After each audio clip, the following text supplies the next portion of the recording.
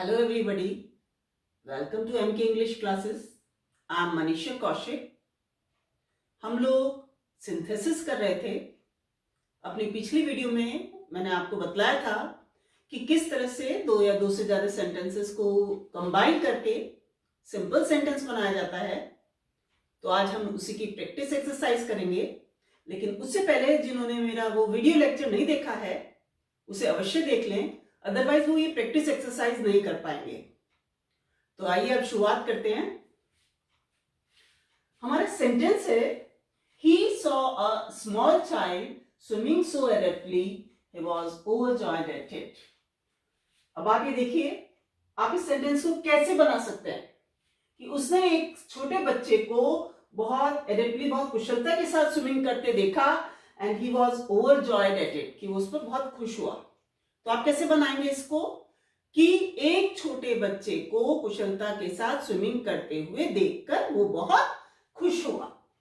तो देखकर, जैसे कि मैंने आपको बताया था, पार्टिसिपल का यूज करेंगे देखकर.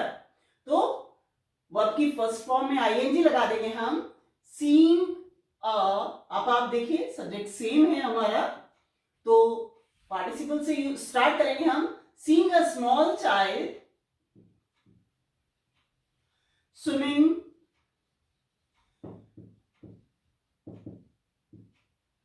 so adeptly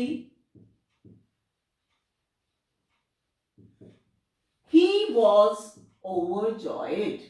एट लगाने की जरूरत नहीं है अब हमें.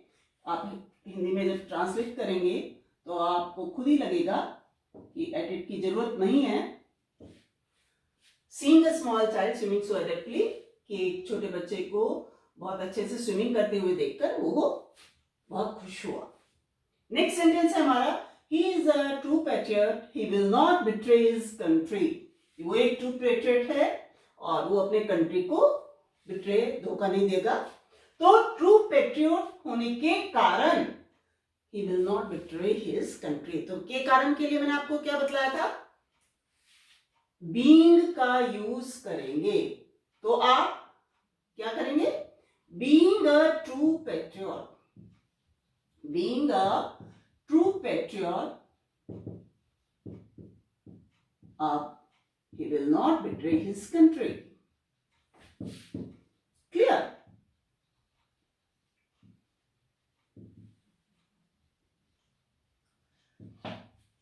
के कारण के लिए हम being लगाएंगे.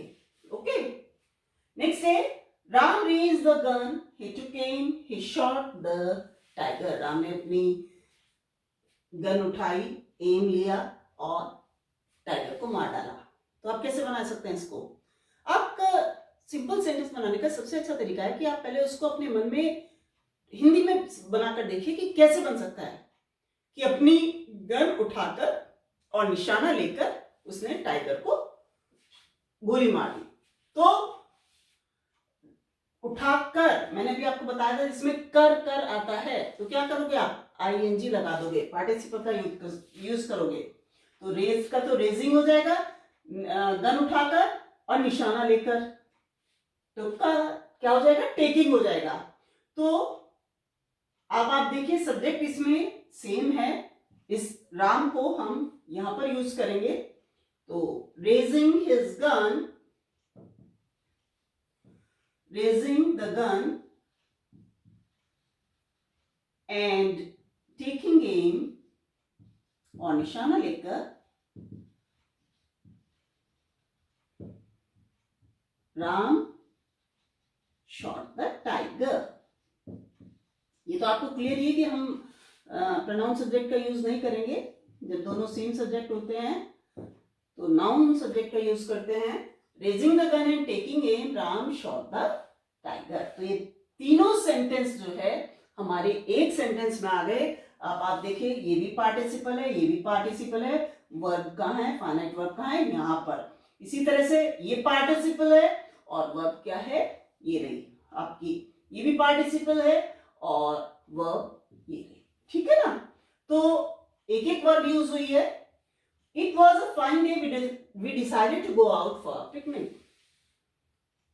फाइन डे होने के कारण हमने पिकनिक पर जाने का निश्चय किया.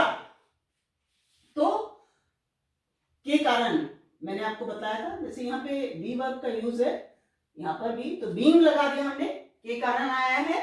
तो इस तरह के सेंटेंस जो है ना बीइंग लगा के बनते हैं। तो it being a fine day, it being a fine day, it being a fine day we decided, अब बाकी एज इट इज उतार देंगे हम sentence, we decided to go out for a picnic.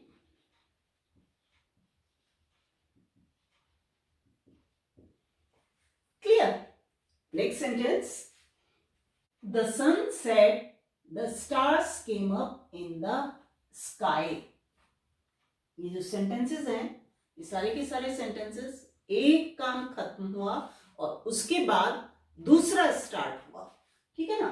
तो आप ये देखिए, the sun set, सूरज डूब गया, the stars came up in the sky, तारे निकल आए स्काई में, ठीक है। तो इसमें मैंने आप लोग को क्या बताया था, जब एक काम खत्म होता है और दूसरा स्टार्ट होता है तो हैविंग प्लस वर्ब की थर्ड फॉर्म का यूज करते हैं, परफेक्ट पार्टिसिपल का यूज करते हैं हम। तो the sun having set, the sun having set, the stars came up in the sky, सूरज के डूबने के बाद तारे आसमान में निकल आए। Clear? The sun having set, the stars came up in the sky. Next sentence देखिए, इसमें दोनों सब्जेक्ट डिफरेंट हैं, लेकिन आप ये वाला देखिए, he lost his pen, he began to weep, same subject है। तो मैंने आपको बताया था अगर सेम सब्जेक्ट हो तो एक ही बार हम लगाएंगे सब्जेक्ट को, और हैविंग परफेक्ट पार्टिसिपल जो है वो हम स्टार्टिंग में ले आएंगे। तो अब आप देखिए, हैविंग लॉस्ट हिज पेन, उसने अपना पेन खो दिया, वो रोने लगा, तो अपना पेन खोने के पश्चात having lost his pen he began to weep. अगर आप थोड़ा सा ध्यान से करें तो इतने मुश्किल नहीं है, लेकिन प्रैक्टिस की जरूरत है बस। Having lost his pen, he began to weep. Next sentence है हमारा, the work was done, we went back home.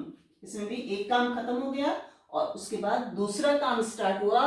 But difference क्या है कि ये जो पूरा सेंटेंस है ये हम आप देखिए, ये पैसिव वॉइस में है, ये सेंटेंस भी पैसिव वॉइस में है और ये भी पैसिव वॉइस में है। और जब सेंटेंस पैसिव वॉइस में होता है तो मैंने आपको बताया था हैविंग बीन का यूज करते हैं, उसके बाद आप वर्ब की थर्ड फॉर्म लगाएंगे, ठीक है ना।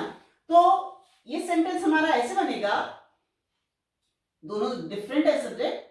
तो the work having been done we went back home, काम पूरा करने के पश्चात हम घर चले गए। The work having been done, we went back home. Same. The thief was caught. चोर पकड़ा गया. The police returned to the police station. इसमें भी different subject है, तो वही the thief having been caught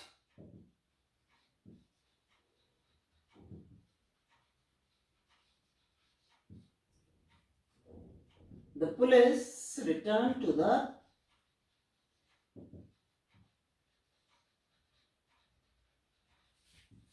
police station. Clear? Passive voice की पहचान, हेल्पिंग वर्ब यूज हो रहा है और साथ में वर्ब की थर्ड फॉर्म यूज हो रही है, और इसमें कोई हेल्पिंग वर्ब यूज नहीं है, ठीक है ना। तो ये इसकी पहचान है।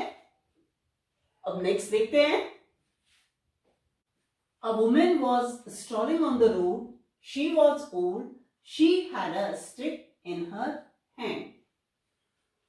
ये सेंटेंसेस जो हैं एडजेक्टिव का यूज करके, जैसा कि मैंने आपको बताया था उस तरीके से बनेंगे कि एक वुमन रोड पर स्ट्रॉल कर रही थी, ओल्ड थी और उसके हाथ में स्टिक थी। तो आप कैसे बनाएंगे इसको, ये इसकी क्वालिटी बता रखी है, एडजेक्टिव है, तो इस एडजेक्टिव को वुमेन से पहले लगा देंगे हम, तो अब एन आ जाएगा, क्योंकि ओल्ड के साथ एन लगता है, तो an old woman.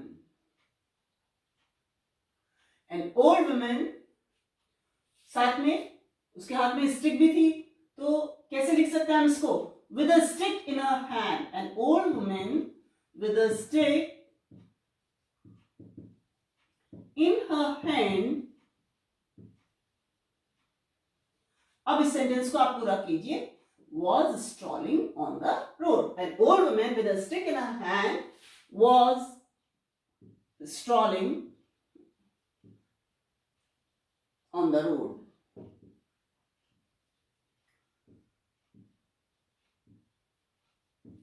Clear? Next sentence है, a tiger was hungry, he killed a bullock, the bullock was hefty।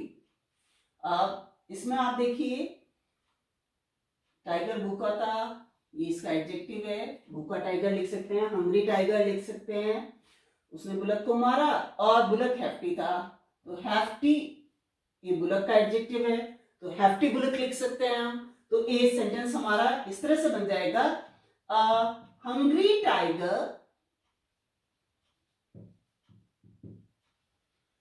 killed a hefty bullock। अब आप ये देखिए, तीनों सेंटेंस कवर हो गए एक सेंटेंस के अंदर, और वर्ब भी हमारा एक ही बैठा। ठीक है ना? इस सेंटेंस को हम ऐसे भी बना सकते हैं, भूखा होने के कारण टाइगर ने हैफ्टी बुलक को मार डाला। तो वो किस तरीके से बनेगा? दोनों तरीके से सही है। बीइंग हंग्री, भूखा होने के कारण, being hungry, a tiger killed a hefty bullock. ठीक है ना? तो दोनों तरीके से सेंटेंस बन सकता है। नेक्स्ट है, W.C. Douglas saw a girl, she was 9 years old, she was a refugee girl। अब ये गर्ल की क्वालिटी बता रखी है कि वो 9 years old थी, वो रिफ्यूजी थी, ये भी क्वालिटी बता रखी है। तो सीधे सीधे इनको हम इधर ले आएंगे, गर्ल्स से पहले, क्योंकि दोनों गर्ल्स की क्वालिटीज हैं। तो W.C. Douglas saw a, क्या देखा W.C. डगलस ने? 9 साल की रिफ्यूजी गर्ल देखी। कि W.C. डगलस ने एक गर्ल देखी, वो 9 साल की थी, वो रिफ्यूजी थी। तो W.C. डगलस ने saw a 9-year-old, 9 year, अब ईयर लिखेंगे इसमें हम, 9-year-old refugee girl. Okay, 9-year-old refugee girl। Next है, Rita found the pen, the pen was lost. Past participle का यूज है कि रीता ने अपना पेन खो दिया, वो रीता ने को अपना पेन मिल गया, उसका पेन खो गया था, तो रीता ने अपना खोया हुआ पेन पा लिया। Rita found her lost pen, खोया हुआ पेन। ठीक है ना? ये हम इससे पहले लगा देंगे, पास्ट पार्टिसिपल भी कई बार एडजेक्टिव का काम करता है। तो इस तरीके से ये सेंटेंसेस बन जाएंगे। जब आप इनको बार बार प्रैक्टिस करेंगे तो आपको ये अच्छे से समझ में आ जाएंगे। नेक्स्ट देखते हैं, Shakespeare wrote the merchant of Venice, he was a great dramatist. इस तरह के सेंटेंस हम नाउन या फ्रेज इन अपोजिशन का यूज करके करेंगे। इसमें आप ये देखिए, शेक्सपियर ने द मर्चेंट ऑफ वेनिस लिखी, वो एक ग्रेट ड्रामेटिस्ट थे। तो शेक्सपियर के इंट्रोडक्शन दिया हुआ है, उनके बारे में बतलाया हुआ है। तो इसको हम इस तरीके से, जैसे कि मैंने आपको बतलाया था, पहले शेक्सपियर और उसके बाद ये फ्रेज जो है, इसको हम कॉमा लगाकर इस तरह से लिखते हैं, शेक्सपियर। शेक्सपियर कौन थे? A great dramatist. तो पहले हम ये लिख देंगे, शेक्सपियर कौन थे? A great dramatist. ठीक है? और ये, अब ये वाला सेंटेंस हमारा इसके अंदर आ गया। अब आप इस सेंटेंस को कंप्लीट कर दीजिए, ये लिखकर, wrote the merchant of Venice.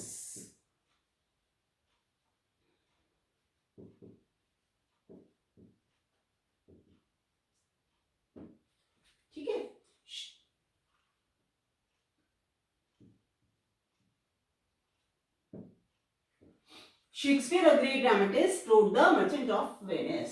आपको शेक्सपियर का बतलाया गया है कि वो ग्रेट ड्रामेटिस्ट थे, तो शेक्सपियर के बाद उनका जो इंट्रोडक्शन है वो लिख देंगे आप, और आगे भी और उसके पीछे भी कॉमा लगाएंगे और उसके बाद उस सेंटेंस को कंप्लीट कर देंगे।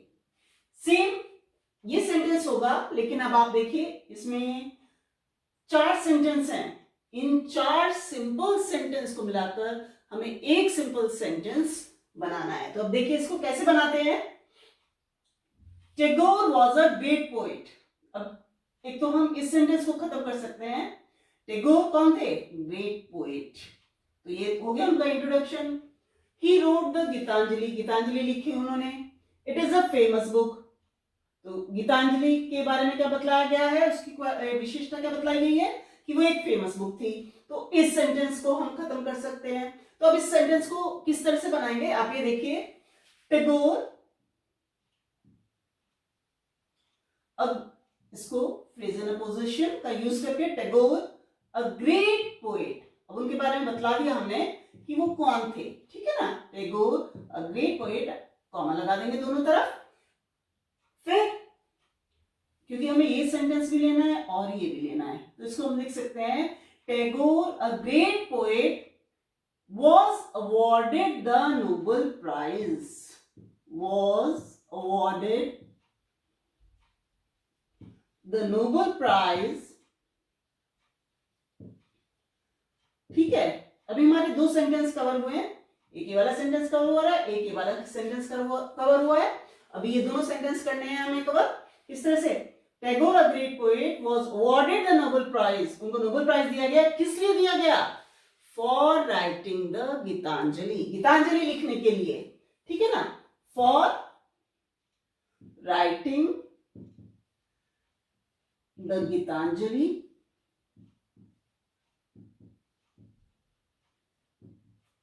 अब गीतांजलि क्या है?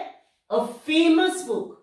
तो 2 फ्रेजल पोजीशन हम लोगों ने यूज किए हैं फॉर राइटिंग द गीतांजलि, इसके बाद कॉमा लगा के हम लिख देंगे द फेमस बुक। लास्ट में आ रहा है इसलिए लास्ट में कॉमा लगाने की जरूरत नहीं है, फुल स्टॉप लगा देंगे। ये गीतांजलि का एक तरीके से इंट्रोडक्शन हो गया, ये टैगोर का इंट्रोडक्शन हो गया, और बीच में हमने ये दोनों सेंटेंस डाल दिए। इसी तरह से कोई और भी सेंटेंस आए तो आप उसको बना सकते हैं। आप उसको बना के अब आप देखिए इसमें सिर्फ एक ही वर्ब यूज हुआ है, was awarded, जबकि 4 सेंटेंस है। यहाँ Tagore a great poet was awarded the Nobel Prize for writing the Gitanjali the famous book, सिर्फ एक वर्ब हमने यहाँ पर यूज किया है, ये वर्ब नहीं है, ठीक है ना। नेक्स्ट सेंटेंस है हमारा, her husband died, she heard the news, she fainted। आप देखिए यहाँ पर 3 वर्ब हैं यहाँ पर, ठीक है। तो हम लोगों को क्या करना है? सिंपल सेंटेंस बनाना है, एक वर्ब चाहिए। उसके हस्बैंड की मृत्यु हो गई, उसने ये खबर सुनी, वह बेहोश हो गई। तो आप क्या सेंटेंस बनाएंगे? अपने हस्बैंड की मृत्यु की खबर सुनकर वह बेहोश हो गई। प्रपोजिशन का यूज करके बनाएंगे हम ऑन हियरिंग, सुनकर, क्या सुनकर? The news, on hearing the news, किस चीज की न्यूज सुनकर? Of her husband's death, of her husband's death, she fainted, वह बेहोश हो गई। क्लियर? बहुत ज्यादा आता है ये सेंटेंस आपके बोर्ड के एग्जाम में, तो इसकी अच्छे से प्रैक्टिस कर लीजिएगा। On hearing the news of her husband's death she fainted.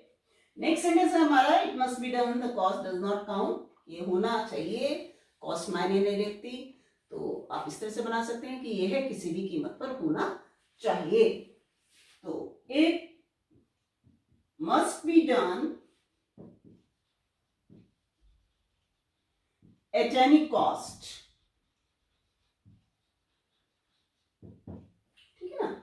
इनके लिए कोई स्पेशल रूल नहीं है, ये आपका सेंटेंस समझने पे डिपेंड करता है कि आप उस सेंटेंस को किस तरीके से समझते हैं।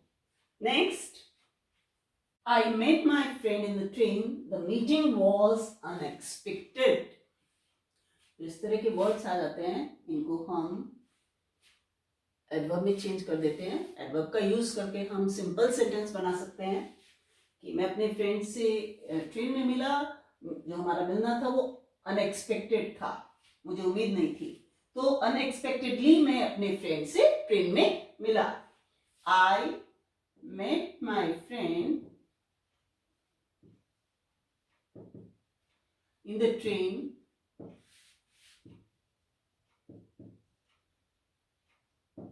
unexpectedly।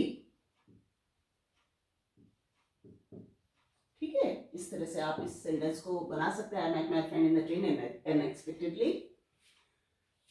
नेक्स्ट सेंटेंस है, Nita is very poor, she can not carry on her studies. अब आप देखिए, मैंने आपको बताया था वेरी लगा हुआ है, कैन नॉट लगा हुआ है, तो सिंपल सेंटेंस आप टू का यूज करके बना सकते हैं।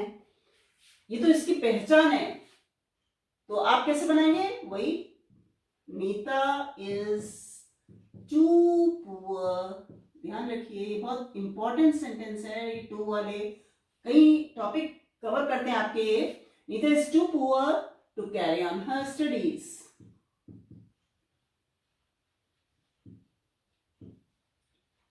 बनाते कैसे हैं? तो आप, मैंने ये वीडियो डाली है टू इंसर्ट करने की या टू रिमूव करने की, तो उसको देखिएगा।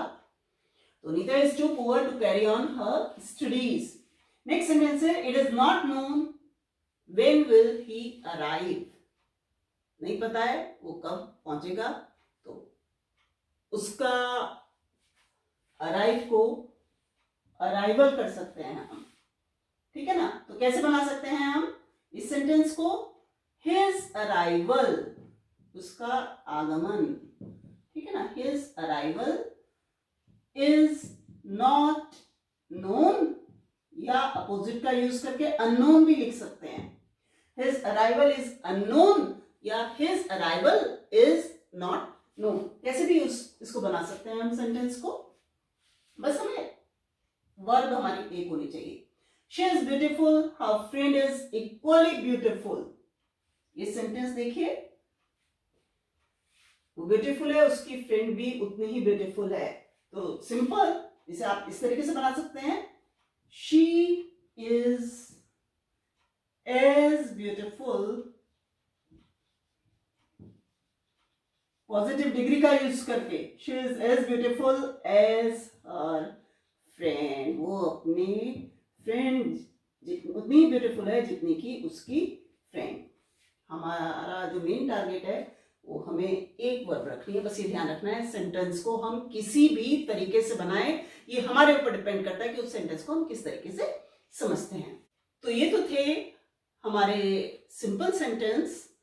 दो सेंटेंस को कंबाइन करके, दो या दो से ज्यादा सेंटेंसेस को कंबाइन करके हमने सिंपल सेंटेंस बनाने सीखे।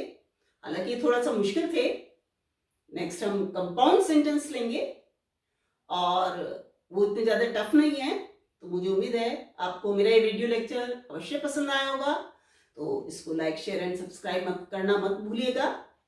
तो नेक्स्ट मिलते हैं हम अपने सिंथेसिस का ही टॉपिक लेंगे, हम कंपाउंड सेंटेंस बनाना सीखेंगे। तब तक के लिए goodbye and take care. Thank you.